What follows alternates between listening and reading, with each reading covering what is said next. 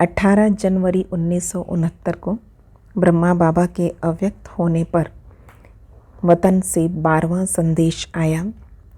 स्नेह के साथ साथ ज्ञान का फाउंडेशन मजबूत करो। आज जब मैं वतन में गई तो बाबा नहीं दिखाई दिए।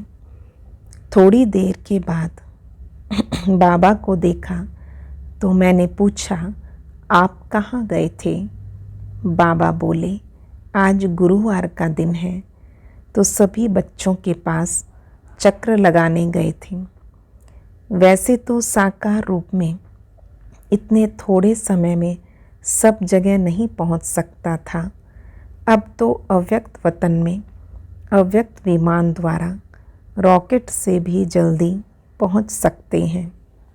हमने कहा, बाबा आपने चक्र लगाया तो उसमें आपने क्या देखा? बाबा ने कहा, मेजॉरिटी बच्चे अभी तक स्नेह में अच्छे चल रहे हैं। बहुत ऐसे भी हैं जिन्हों के अंदर कुछ संकल्प भी हैं, ना मालूम अब क्या होगा, परंतु संगठन के सहारे अब तक ठीक हैं। बाबा ने कहा कि स्नेह के आधार पर जो बच्चे अभी तक ठहरे हुए हैं, तो अब स्नेह के साथ ज्ञान का फाउंडेशन जरा भी ढीला हुआ तो बच्चों पर वायुमंडल का असर बहुत सहज हो सकता है। इसलिए हर एक बच्चे को अपनी चेकिंग करनी है।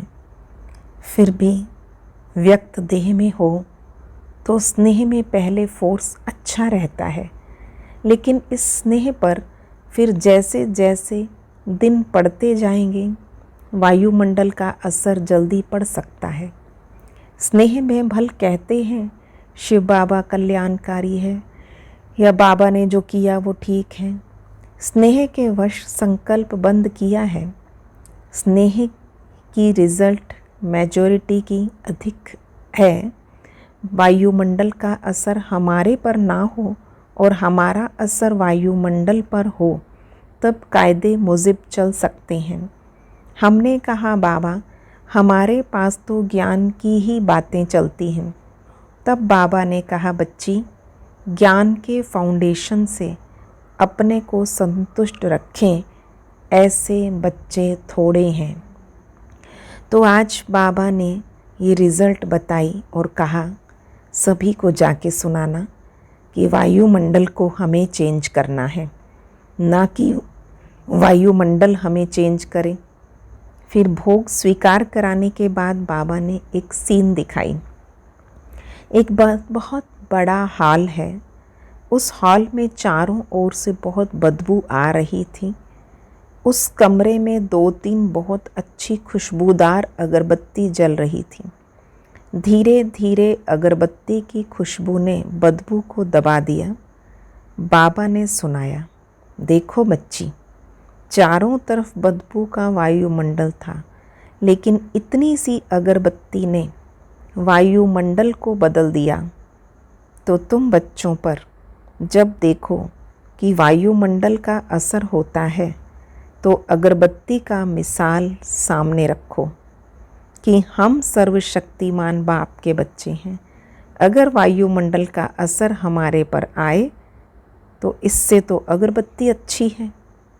जब तुम बच्चे पावरफुल खुशबूदार बनेंगे तब ये वायुमंडल दब जाएगा।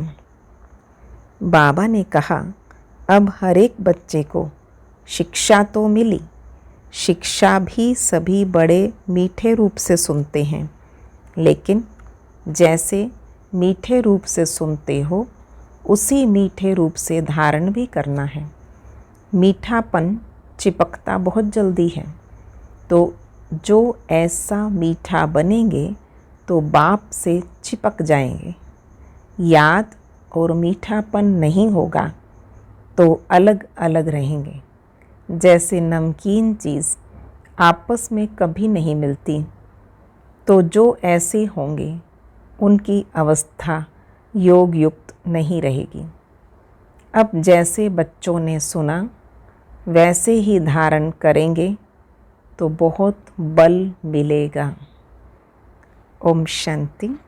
ये थे बाबा के सुंदर संदेश।